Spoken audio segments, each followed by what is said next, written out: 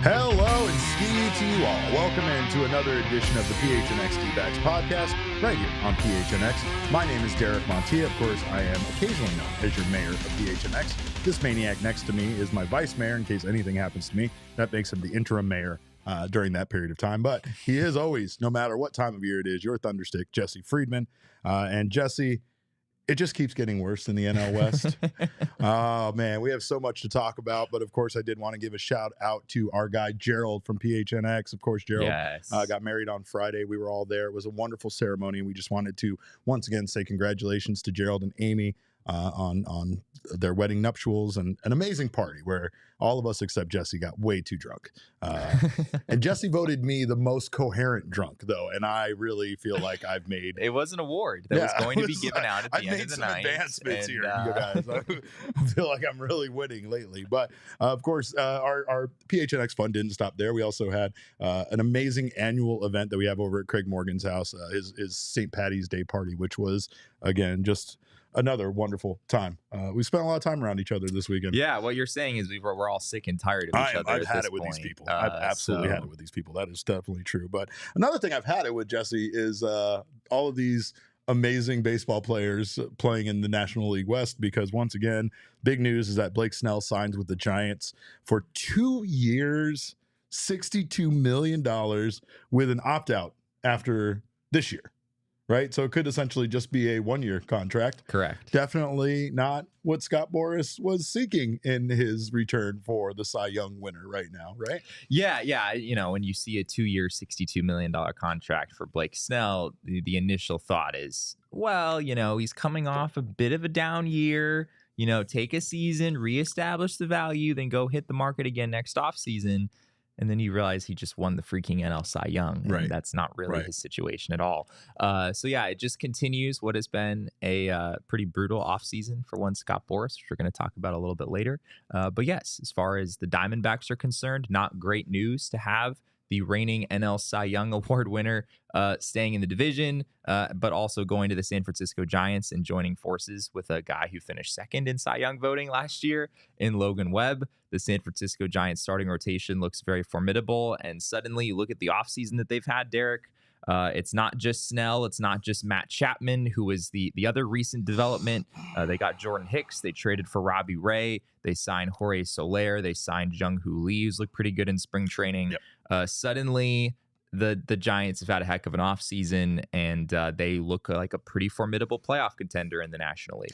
You said you were very worried about Blake Snell going to the Giants. I said I was very worried about the Giants having essentially Shohei Ohtani money and not getting Shohei Ohtani. They are the team that I have kind of talked about doing this. Like, if a team did budget potentially for Shohei Ohtani and didn't get him, they could spend half the amount of money that they budgeted for him and put together a pretty damn good team of free agents. Now, when you look at this, the Giants have done a better job than most teams based on the fact that they did get these guys that were all projected to go for crazy contracts under relatively reasonable deals that aren't long-term, which is the key here, because it gives the Giants a chance to be competitive without really mortgaging their future or having a guy on their payroll for 14 seasons. Yeah. So Blake Snell last year, like, he was pretty good, right? 180 innings, a 2.25 ERA, a 1.19 WHIP, 11.7 Ks per nine. He continues to strike out a ridiculous number of opposing hitters. What I will say about Blake Snell is I don't think he's going to have a 2.25 ERA again. Last year, his FIP was 3.44. His expected ERA was 3.77. His xFIP was 3.62. I don't think he's really a 2.25 ERA pitcher. Not to say he couldn't he couldn't have a season like that again, I guess, in some world, but it's not my baseline expectation. He just came on very strong at the end of the season. It felt like as the season went on, where guys like Zach Gallen and other, notable Cy Young candidates kind of faltered a bit or had their bad outings, he didn't. He got stronger. In fact, his last 22 starts of 2023, 130 innings pitched, 1.18 ERA, 482 opposing OPS. Like, that's outrageous. That's insane. 22 starts is more than, like, that's 2/3 of a season where he had a 1.18 ERA. That's crazy. And that's why the Giants, I think, or I'm sorry, not the Giants. That's why the Padres were able to stay in the hunt. I mean, they were a team that were very good at times and very bad at times, and they had a crazy run differential, but it was like Blake Snell was, that pitcher, especially down the stretch, that when they started creeping back into things, when it looked like the Padres were out of it, next thing you know, they're breathing down the Diamondbacks' neck. It was because of Blake Snell.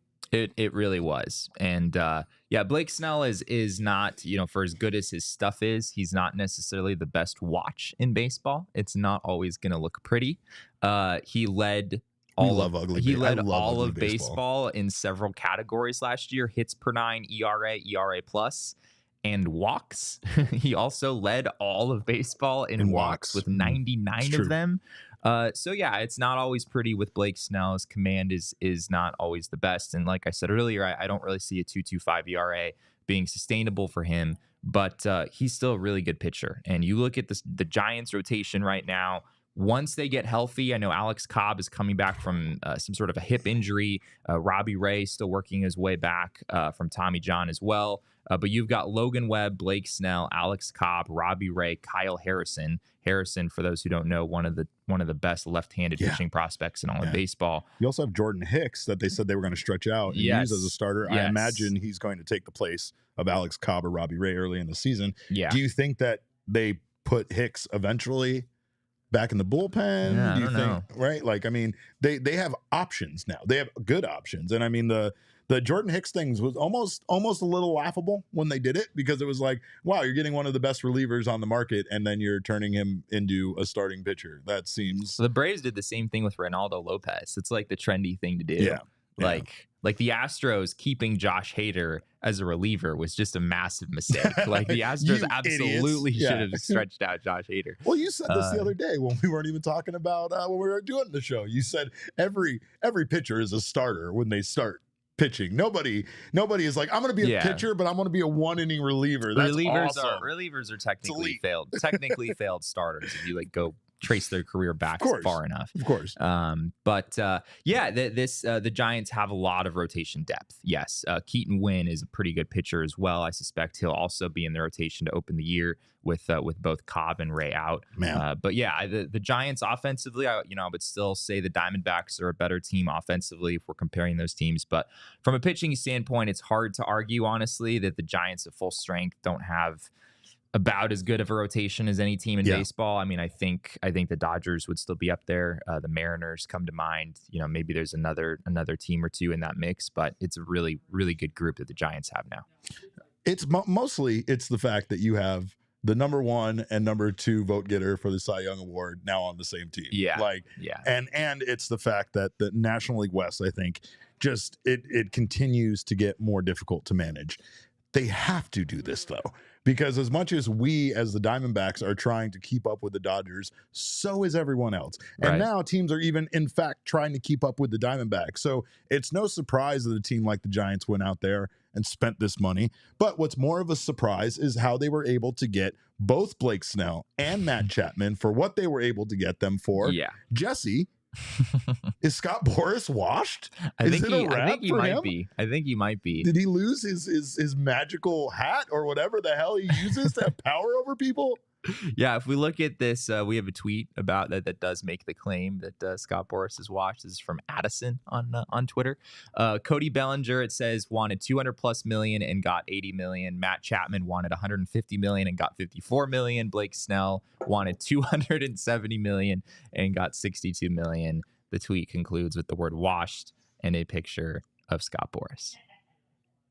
I mean, what else do you say to that? Yeah. I think this is a necessary thing that needed to happen. I think teams needed to tell Scott Boras no to these outrageous contracts. I think he needed to be taken down a peg, right? I mean, Sure. Of course, there's a vested interest for us as Arizona Diamondbacks fans for Scott Boras to, in fact, be washed. And that's because we would like to get Zach Gallen on a $52 million 2-year deal with a 3rd-year option at $17 million. That's what we would like. Can we get that? Oh, man. And he absolutely does look like a Bond villain, Donkey. You're right. I did want to take a moment just to address our known baseball GM, Elise. Happy birthday, Elise. Yes. Very good to have you here on your birthday. You blessing us with your presence. We appreciate it. We know you have a lot of trades, free agency stuff you're working on as a known baseball GM, so we appreciate that. And Michael's asking if I'm drinking a beer. Well, even though Elise is a Pisces and I'm an Aries, we still celebrate our birthdays this week together because mine's on Sunday. This is your birthday week. This is right? my birthday week. So what I decided, Jesse, is since I got so drunk at Gerald's wedding that I'm just going to keep drinking. Okay. Like I'm just not going to stop drinking the whole week. I feel like once I stop drinking, that's when something terrible is probably like some hangover or something is going to catch up to me. But if I keep the party going, hopefully that'll work out. Scott Boras, by the way, he's taking a lot of L's. He's getting hit on Twitter quite a bit. Our guys over at Cespedes Family Barbecue had this absolute classic of a tweet, and that was you got it, Damon? Is it the Farhan tweet? It is the tweet about the golden sombrero. Do we have the tweet about the golden sombrero? We can read it too. No, it's fine. I think they're just labeled weird, and I didn't make them. Oh, okay. It's actually labeled Jordan Montgomery. It's Jacob's That would have been fault. very helpful. Oh, it's Jacob's fault. Yeah, this is Jacob's fault. We'll go ahead and Why and would you blame guys Jacob. not say that it said Jordan Montgomery in it? I don't, because it's That's not for- Jordan Montgomery is not really like what it's about. It's Boras' one, Jordan Montgomery, 2 years, $52 million with an opt-out away from an off-season golden sombrero. which is that's just facts, Derek. That's just Absolutely facts at is this point. facts. I mean, the contracts that we just discussed with Matt Chapman and Blake Snell and Cody Bellinger, right? Bellinger was $80 million, Chapman 54, Snell 62. If Jordan Montgomery does sign a contract that has a similar format, it is going to be another L for Scott Boras. It is going to be another strikeout for Scott Boras, if you will. And 4 strikeouts, as we all know, does make golden sombrero. So, I think Scott Boras it's been pretty clear for weeks now, and this deal just continues the narrative that Scott Boras overplayed his hand this offseason and did not read the market well. I think in situations where the biggest spenders around the league are not very active, Scott Boras struggles a little bit, right? The Rangers aren't spending a ton of money. They're not sure about their RSN situation. The Yankees apparently made an offer to Blake Snell in the $150 million range a while back, but they were not willing to do this deal, apparently. We heard about the Astros being interested as well. There were other teams certainly at play here, but a lot of the top spenders in the market, the Mets are another one, we're not willing to go to the 9 years, $270 million. Or I believe that was the initial ask from Boras for Snell. So it's been a rough offseason for Scott Boras. There's no way around that. I think we all understand that. He didn't read this market well. He tried to wait and hope that teams would get desperate enough to just pay the prices that he was asking. And that did not happen. And Scott Boras is never going to come out publicly and say that he took these L's. He's never going to admit it. He's going to spin it as positively for him as he can. But the reality is that he has taken 3 pretty clear L's so far this offseason. Farhan Zaidi, it's the GM of the Giants. Yeah, I think he's the president of baseball. Operations. Yeah. Played his cards pretty well here because there's a tweet from Bob Nightingale, and that's the one Damon was referencing. Bob Nightingale goes on to say, is it Farhan Zaidi? Am I saying that right? Yes, right. I think so. Reiterates the Giants likely will not add another marquee free agent. The quote says, "We have talked all offseason and have been very consistent that our plan was to continue to graduate some of our young players. The offseason is really over as far as I'm concerned." Jesse, that was on March 3rd. Yeah. That was on March 3rd that he said this, or that's when this tweet is from. So here we are 16 days later. Liar. Do you think liar? Do you think that it was a negotiating tactic? Do you think that something changed over that time, because I feel like maybe with the investments that they've made, that they were probably done after Matt Chapman, but then you find out you're not that far out of the market for someone like Snell. And, again, when you take a look at this NL West, what the Giants had done prior to adding Snell was not enough to keep up with the Dodgers. It was not enough to keep up with the Diamondbacks, to be honest. Yeah, I think that's fair.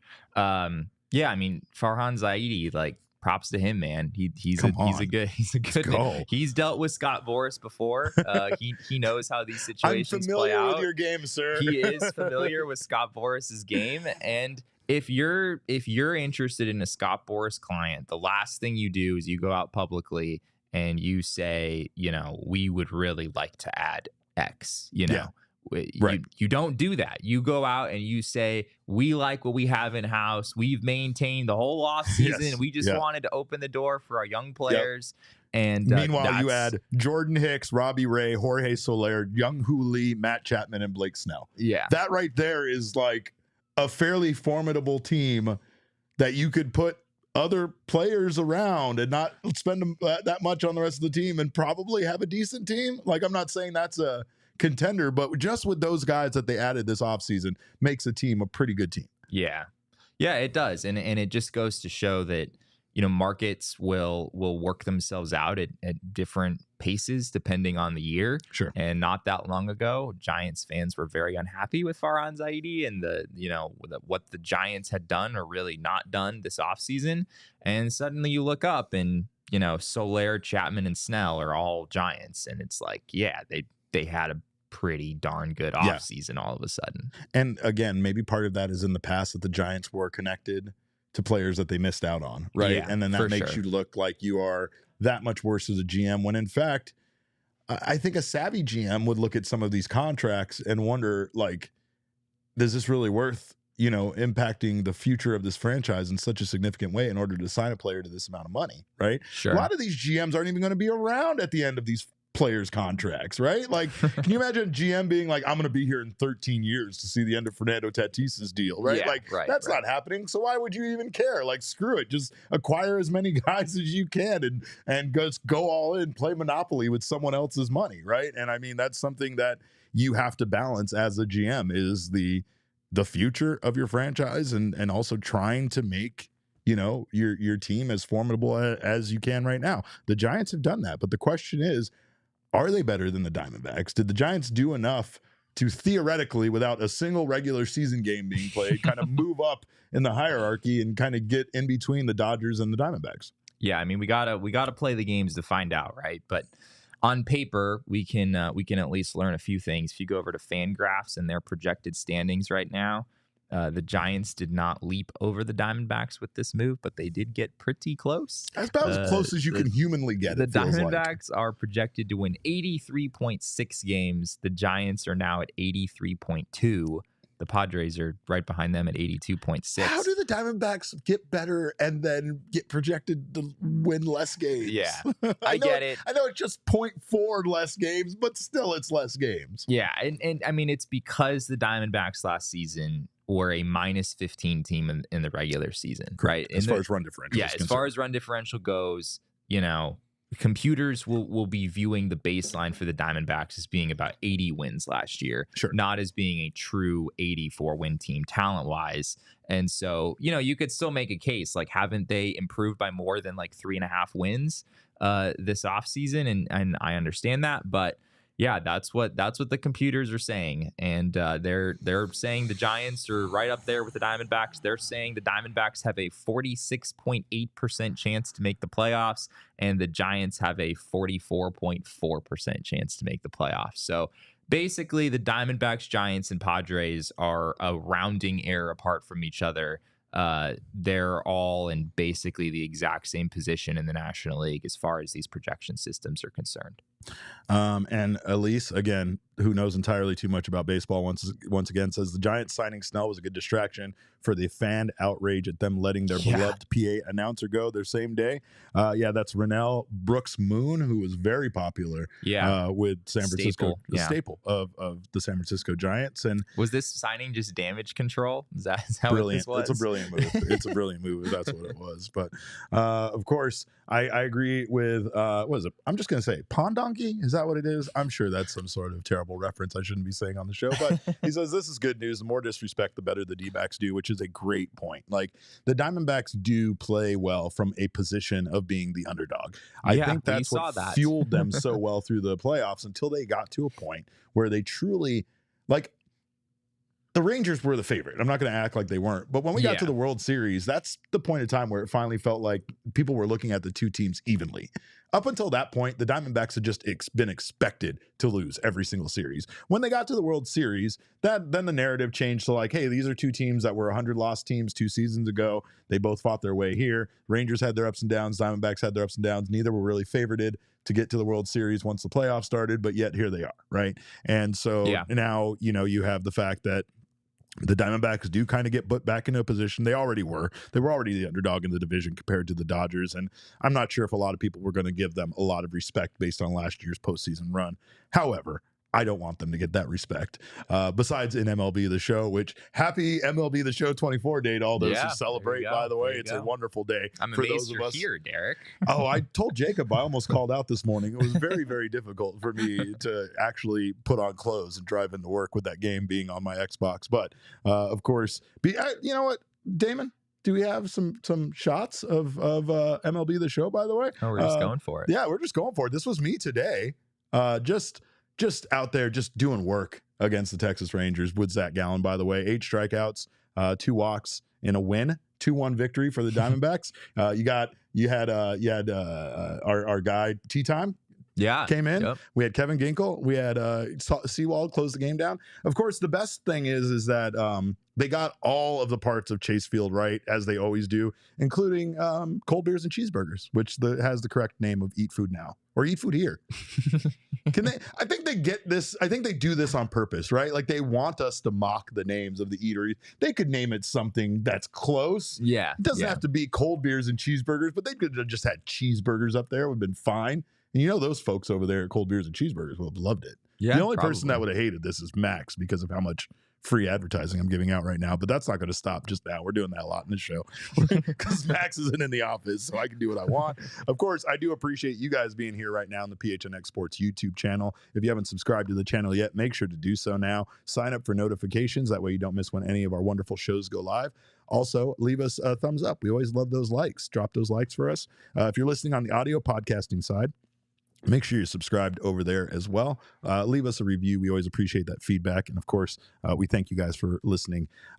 A great way for you to get your home prepared for baseball season and for any time of the year is to get some new flooring, whether it's carpeting, hardwood floors, some new tile. And with Empire Today, you can shop at home convenience. You can get the right product for your needs. You can have quick and professional installation and a price match guarantee. So that way you don't have to worry that you overpaid by not going with someone else. Empire Today is the best place to get new flooring. So of course they have copycats, but you can't beat Empire Today when it comes to quality, service, and speed. Schedule a free in-home estimate today. All listeners can receive a $350 discount when they use promo code PHNX. Restrictions do apply. See empiretoday.com/PHNX for details. And of course, that's Empire Today. Thank you. Also, stop by Circle K and fill yourself up. Fill up your car. Make sure that you are not doing like Jesse and I do during the spring training season and just not taking care of ourselves, not feeding ourselves, not keeping ourselves properly hydrated. And Circle K has your back on that. Of course, if you sign up for their Inner Circle program for free by downloading the Circle K app today, you can save a bunch on all sorts of stuff, including their ice cold fountain drinks, pizza, coffee. You get all sorts of coupons in the app. You also save on gas. You can save 25 cents per gallon on your first 5 fill-ups and then 3 cents per gallon every day after that. Terms and conditions apply at participating locations. Visit CircleK.com for details. Well, we talked an awful lot about Blake Snell, and I don't want to talk about him anymore. I want to talk about our aces. I want to talk about our pitchers because these guys are moving at the right speed now towards opening day. We know that at times we saw Zach Gallen kind of have a little bit of a struggle there in spring training, but both Zach Gallen and Merrill Kelly absolutely cruised in their outings on Sunday and yesterday. Zach Gallen went 4 1/3 innings pitched, gave up 1 hit, no runs, no walks, 4 Ks, 58 pitches, inject it directly into my veins. He's ready for opening day, which it's now official. By the way, if you had any doubts, Zach Gallen will be the Arizona Diamondbacks starting pitcher on opening day. Just in case you were wondering about that. Shocking. Shocking. Absolutely shocking. Merrill Kelly, meanwhile, 3 1/3 innings pitched, 4 hits allowed, no runs, 1 walk, 7 Ks. Let's go, Merrill. Yeah, he had 11 whiffs in that game, I think. He had really good stuff. Gallen averaged 92.7 with his four-seamer on Sunday, which I thought was interesting. That's higher than we've seen it in recent days. So that's a big development. His slider and curveball were oddly like 3 miles an hour lower than they were last year. So maybe we'll see that velo tick up in the coming days. Saw an interesting thing from Chris Bassett over on Foul Territory where he was talking about how he thinks like the demand for velo is why we're seeing so many injuries to pitchers and why there's so many Tommy John surgeries that are required. And especially when it comes to this time of the year where you're still ramping up, to getting there. Right? Sure. Like one thing, getting back to MLB the Show that I really liked is that as you get warmer in the game, it gets a little easier to throw those pitches right in the zone like you're supposed to, right? So it's like, I mean, you got to warm up. The video game's trying to teach us these things. But Merrill Kelly's already hot. He's been hot since his first outing. And he might have gotten a little hotter yesterday because as he was exiting one of the innings, there was a trivia question. As he was walking out on the mound for one of the innings in this start. I'm not sure which one. This was pointed out by our friend Nick King over from Channel 3. And at one point while Merrill was walking out to the mound to start a new inning, the trivia question, who is the oldest player on the Diamondbacks, showed on the screen. They're doing like trivia questions and hires and lowers and all that stuff in between innings. And of course, the answer to that question is Merrill Kelly. And that's just got to be a hard moment for him, Trust me, I deal with that difficulty every single day on this podcast. But this is what Merrill had to say about walking off the field and being a trivia answer. I don't know if Elvis is older than me or not. I feel like he should be because he's been around forever. So if he makes the team, then I won't be the oldest. But as of it sits right now, I'm the oldest guy on the squad. So definitely got some old man, some grandpa comments when I got back into the dugout from that one. Were you aware of that you were the oldest player? Yeah, I'm aware of that. Is that a badge of honor for you at all, being as good as you are and being the oldest man here? I don't know about a badge of honor. It just kind of is what it is, right? I think it's cool in a way that it means that I'm still at it, right? I'm still going. We obviously have a fairly young team. We got a lot of guys that are 28, 25 and under. So to be kind of on the way I kind of put it now, I'm definitely closer to the end of my career than I am the beginning.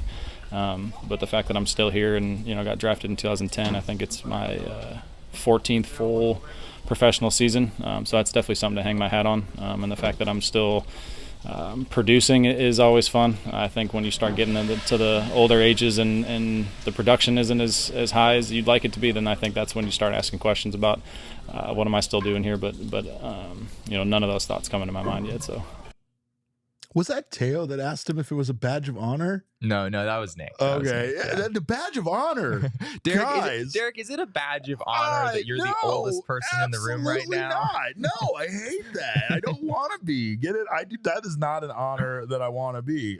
It was a fair question though, because it was. Is it a badge of honor to be the oldest person on this team, and he'd also be like really freaking good at baseball? Right. Yeah. I mean, that is, I think, in some way, at least for me, if I were in Mel's shoes. That's how you needed to word it, though. That's how you needed to word it. Not just, is it a badge of honor? Is it a badge of honor to be this old and also a badass at baseball? Is it a badge of honor to be rated as an 83 and have your 24-year-old teammates rated as a 72? Is that a badge of honor? Because yes, it is. I'm better than them even at this age. I also want to say this is the same reason why I need Rich Hill to get signed by a team, Jesse.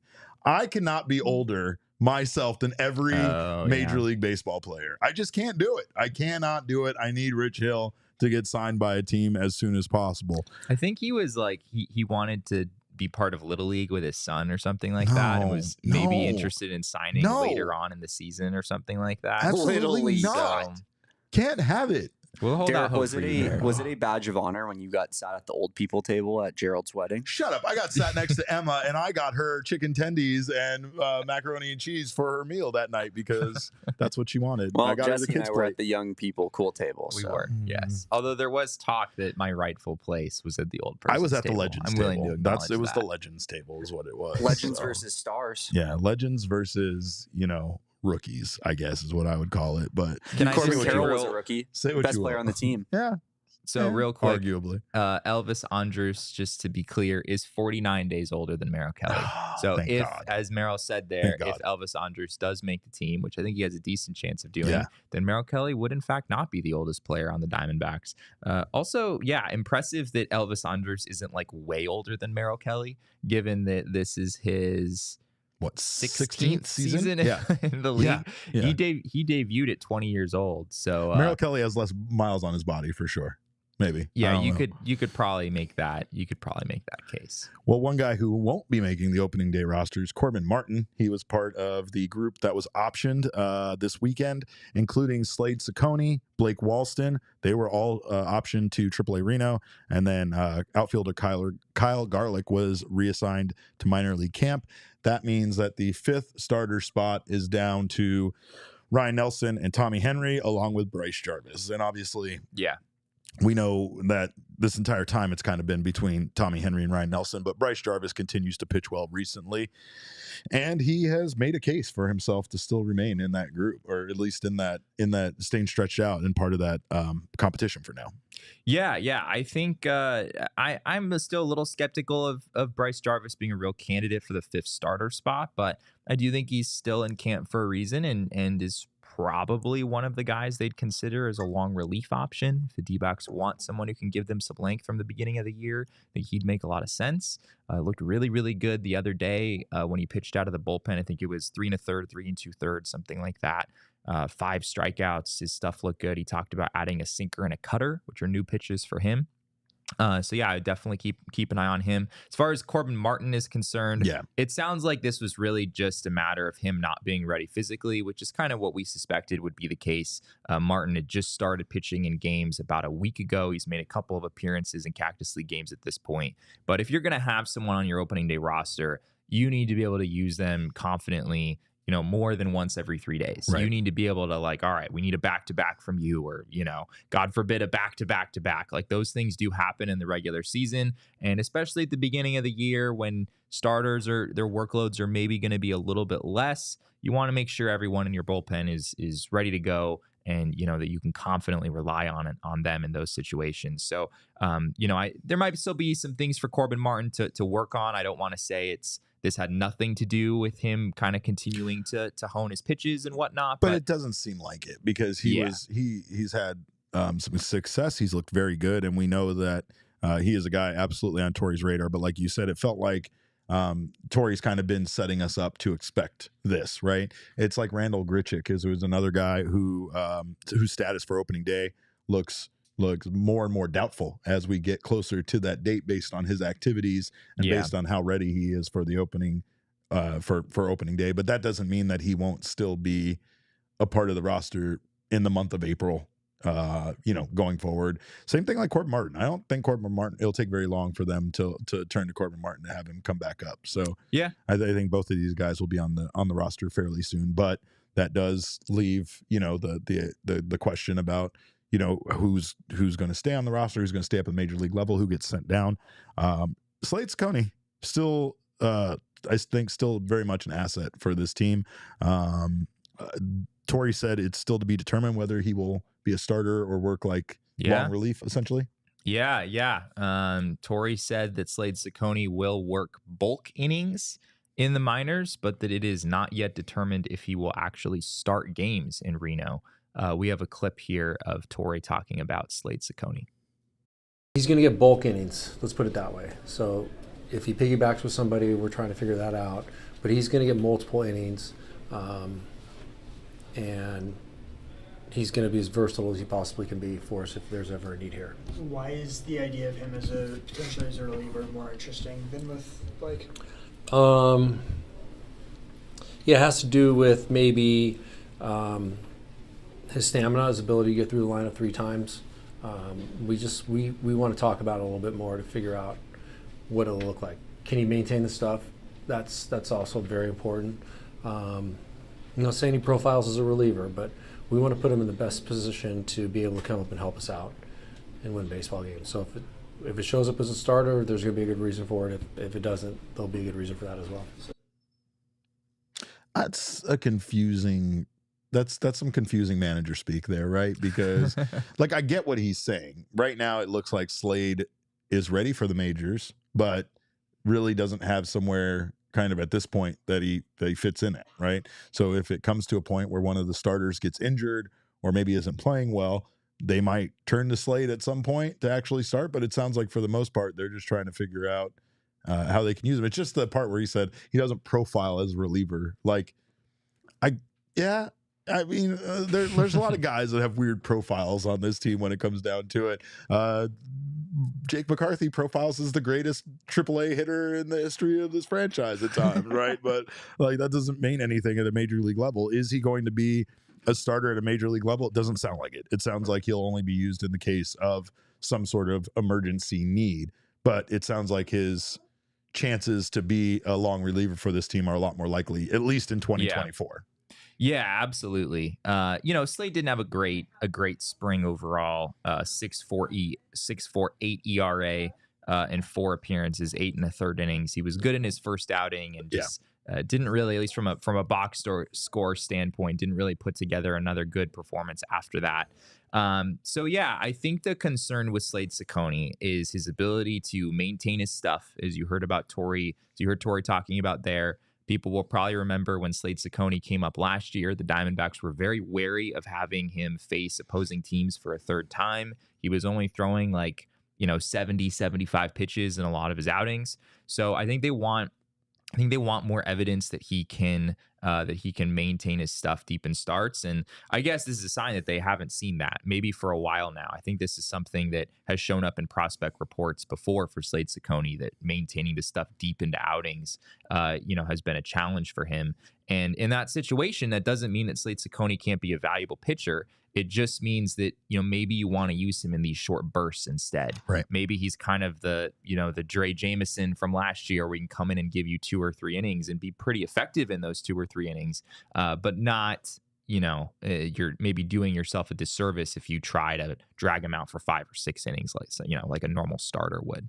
Well, a guy that knows a little something about going from a starter to an electric reliever is the beloved Diamondbacks pitcher Archie Bradley. There you go. And we saw Archie the other day walking around Salt River Field, just hanging out, just the vibes. He went and said hey to Tori and such, but he actually made his webcast debut, which is probably more the reason why he was roaming around that ballpark. But here's what Tori had to say about Archie as a broadcaster and his future as a broadcaster. Yes, very much so. Archie's one of a kind. He's full of energy, full of insights. He's a little bit different color every once in a while, but he's got a very competitive streak to him, and I know that he still wants to pitch. So I know he's had conversations with me in that office as of a couple days ago, saying that while he's still recovering and getting his game back together, he wants to explore and go down this road and see what it's all about. He belongs in Arizona. This is the right place for him. He's got a lot of fans in this town. So if he's going to cut his teeth in this particular industry, I think he's in the right place. What does that mean, Jesse? Is Archie going to be a reliever for this team? Is that what that means? I don't think so, but I do think he could be a color commentator for this team, and that is what we saw yesterday for the first time. Mike Farron was on the call, accompanied by Archie Bradley on the webcast. That must have been pure chaos with those two. I heard a little bit of it, and it was great. Archie, I think, is really just built for that. I mean, he obviously talking with the media, talking about baseball has been that comes very naturally to him, and it seemed like it did yesterday. I told you that yesterday, or today, actually, earlier we were talking, that Archie was one of my favorite people to interview just because he was always very interesting. He did a great job of not, always kind of staying even keel. Like when you went to him after a loss or a bad performance, he was still able to come up with some great answers. He was still very open to the media and things like that. So there's a lot of things about Archie that I I mean, I've always loved. He was always very charismatic, and I think that would transfer over very much to being a color commentator. He has a level of excitement about baseball that few people have, and like Tori said, he's loved here in Arizona. So I think that's something. I think that's something that for sure is a commodity for the Diamondbacks to explore.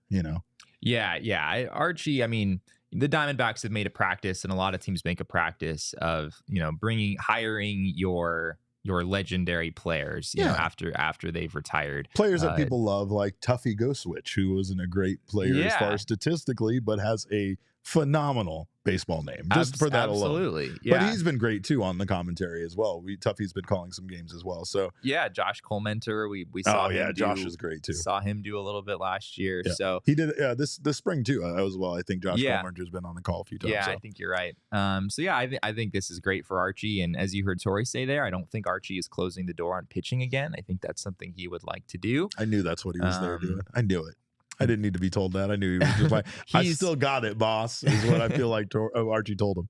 He really just wanted to talk to the Diamondbacks about, like, picking up a role as a reliever, and he's just using his services as a color commentator as a way to get to them, right? Is that what we feel like is happening here? Yeah. Archie's just like, oh yeah, if you let me, I'm happy to do whatever you want on the microphone if you just, let me throw on the backfields just a little bit. A non-roster invite next spring. That's all I'm asking for is a non-roster invite next spring.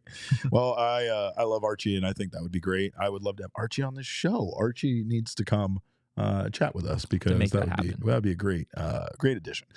Some injury notes, by the way. Everybody's okay. Gabriel Moreno, he returned from lower back tightness yesterday without any issues. Jerry P.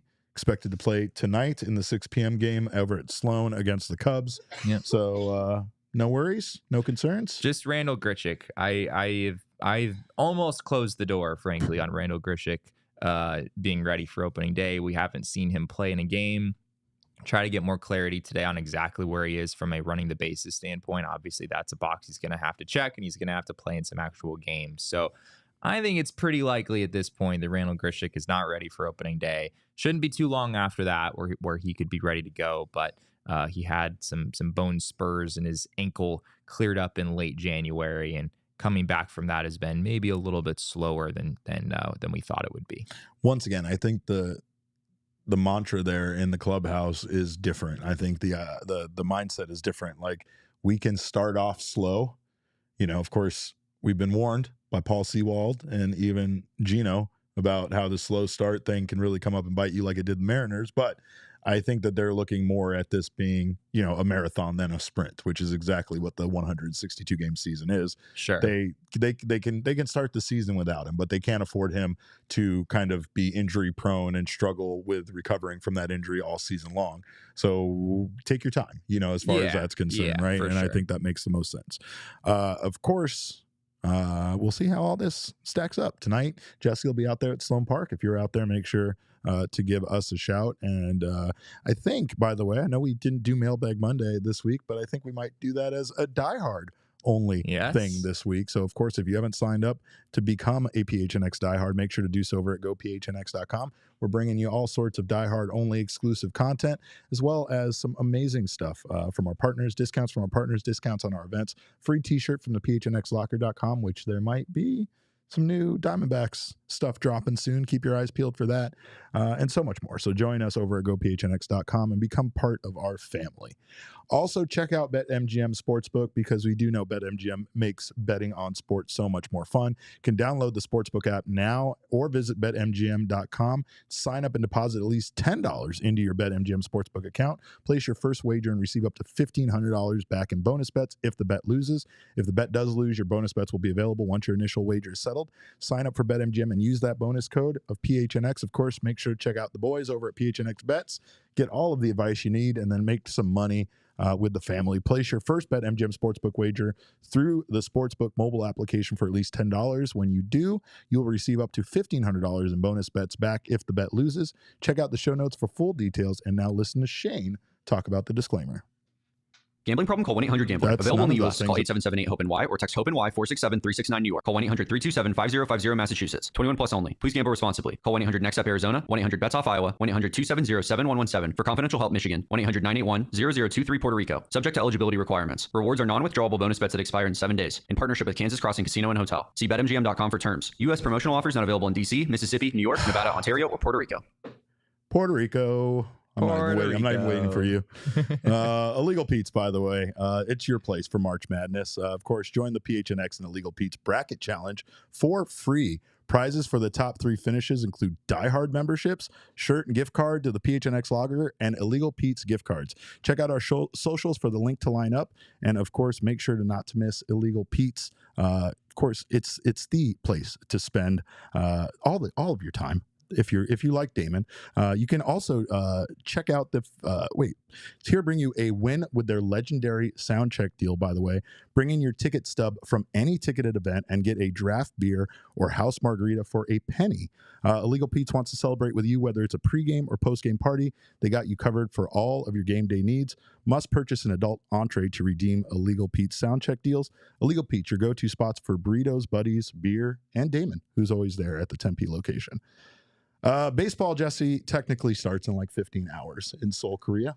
Are you gonna do it? Are you gonna set an alarm for 3 a.m. and watch the Dodgers and the Padres? Am I not going to set an alarm for 3 a.m. to watch the Dodgers and the Padres? I absolutely. If I get up in the middle of the night on January 4th just to watch pro wrestling in Japan, I'm definitely going to get up at 3:05 on tomorrow morning. I might just stay up that late. It might be the same thing as the beer, but yeah, Padres, Dodgers. The Dodgers played a Korean national team. They also played, I think, the Kaiwoom Heroes. So they've been out there playing baseball. But this is it. This is real. It starts. Are you going to stay up until 3:05 or get up at 3:05? You would be staying up until that time. I don't imagine you'd be waking up at that time. If it were me, it would probably be staying up. We'll see. We'll see what my energy level is like. Maybe I can rally and stay up until 3. I don't really anticipate watching the entire game because it's not like the Diamondbacks are not playing, right? I don't make it like a regular practice of like waking up super early or staying up super late to watch other baseball teams that I don't cover play, but I am at least a little intrigued by it. Maybe I'll watch the first inning or something and then go to bed. We'll see what happens. But yes, baseball is we're like scheduling post game shows out because that's apparently happening like a week from now. There are actual real post game shows coming up that we don't know when it's going to end. We don't really know when spring training games are going to end, but we have a good idea, at least of when we can go live. But yeah, post-game shows next week. Baseball is back. Cannot wait. WWE, once again, I have to talk about pro wrestling. Yes. They are getting you ready for the baseball season with some gorgeous-looking hardware. They released a series of title belts for all 30 Major League Baseball teams. Let's take a look at the Arizona Diamondbacks one because it's absolutely gorgeous. Here, give me 1 second. Sorry. Oh, okay. This is really right up your alley, Derek. These were made for you. With you specifically. I mean, in mind, they really were. This is one of those situations where I feel like they're paying attention, they're listening, and they're going very hard for my disposable income. I don't have nearly $600 to spend on this brand new belt, Jesse, but I feel like we can convince Saul maybe to expense it. It's as a needed purchase for the set. This 100%. This is what the belt looks like right there, and that's just absolute fire. Those are removable side plates on there, Jesse. Those little snake heads come off so you can throw on your John Cena or your Roman Reigns side plates. Of course, I know you're a big side plates guy. Side plates guy. The one thing I really liked about this, Damon, if you could pull up the website, is that their the belt designs for all teams are very different, and I think that that's something unique that we don't necessarily see sometimes when they do this kind of stuff. Every team kind of has its own unique shape. There's small details to each one that really just make them stand out specifically for those teams. I think they did a great job with these, which they don't normally do. Like someone who was a Pirates fan was pointing out that they have like the Roberto Clemente bridge on it. There you can see on the Giants one. It has like the Golden Gate Bridge in the background. So yeah, that's cool. Oakland, you can see an absolutely empty stadium in the background. It's wild. They included all the details that you needed to see. It's that was unnecessary. Nice. You know what? The Rockies shouldn't have one of these, and I'll say it out loud. But that Mariners one is The Mariners one is dope. That is incredible looking. See, that's what like some of these side plates or some of the designs, I can see what like championship belt they're actually stealing it from a little bit because I'm that much of a wrestling nerd, but I don't care. I love the work that they put into these. I think they did some NFL ones and they were a little bit more cookie cutter. So I give them a lot of credit for that because those are some pretty fire championship belts, which we all should own. We should all have the Diamondbacks one, right? I mean, so I understand that I'm not exactly the target audience for these particular things, but $550, I don't know if I would pay $50 for one of those. If I'm being totally honest. He doesn't understand how heavy they are, that they're made with real metal and jewels and leather. That you can strap it over your shoulder. That was what he asked me, was like, where do you wear this to? Yeah, like from a fashion standpoint, like, am I supposed to act like? No, you carry it. I can't actually wear a belt that's that big. It won't work. You can't sit down in the seats and do it. That's where you have to like throw it over your shoulder or something like that. But that's, wear it around your neck like a necklace. There's a lot of options. That's for badass. It. Yeah, see, he gets it. It's not just a thing that you wear around your waist, but it reminds me once again of the Hannibal Buress post when he said he never understood why people come to wrestling shows and bring a championship belt with them until he did it. And then he understood. You just can't understand until you're there at the event walking around with that hardware on your shoulder. You really just can't understand it. So yeah, make sure if you want one of those, you go check it out. The Mariners one looks like the colored in version of the current heavyweight title. See, Pedro gets me. I saw that. I caught that. But yeah, those are amazing. And bravo to I guess No, we're not giving Fanatics any credit. We'll give credit to WWE. I want to give credit to Fanatics, but every fiber of my being doesn't allow me to do that. And it did look a little transparent to me. Maybe that was just me. I'm not sure. If you wear it with if there's patches and stuff on your clothes behind it, you're going to see right through that belt. Of course, we thank you guys for being here. We will be back tomorrow with our 6 p.m. show after tomorrow's game. But like I said, make sure to follow Jesse. He'll be out there at Sloan Park tonight, giving you guys updates from Diamondbacks versus Cubs. In the meantime, you can follow us on Twitter. I am at cap_caveman with a K. Jesse is at Jesse N. Friedman. Our show is at PHNX_DBacks. Of course, I was about to leave him out because I'm furious with him right now, but it's Damon. He's Damon at Damon Dog. We are Damon's dogs sometimes. Bark, bark. Bark, bark. All right. But of course, our show again is at PHNX_DBacks, and all roads do lead to at PHNX_sports on Twitter, Instagram, and Facebook. We thank you guys again for your time today. We will be back again, like I said, at 6 p.m. tomorrow. In the meantime, you guys have a wonderful night. Go D-backs. And remember, kids, baseball is fun, but it is so much more fun when you keep your goddamn Cy Young winners out of the NL West. We all silly like the mayor.